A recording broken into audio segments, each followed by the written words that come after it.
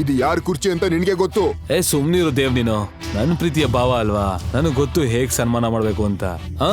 ಏನಾದ್ರೂ ಆಗ್ಲಿ, ಅವ್ನು ಯಾರೇ ಆಗಿರ್ಲಿ, ಅವನು ಅದ್ವೈತ್ ಅವ್ರ ಭಾವ, ಅವನ್ಗೆ ಗೌರವ ಕೊಡ್ಲೇಬೇಕು.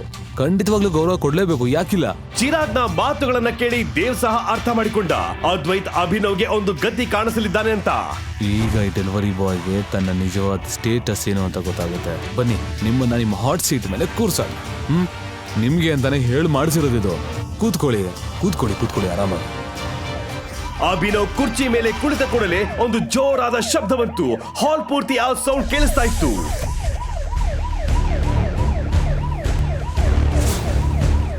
ಏನಾಗ್ತಿದೆ ಇಲ್ಲಿ?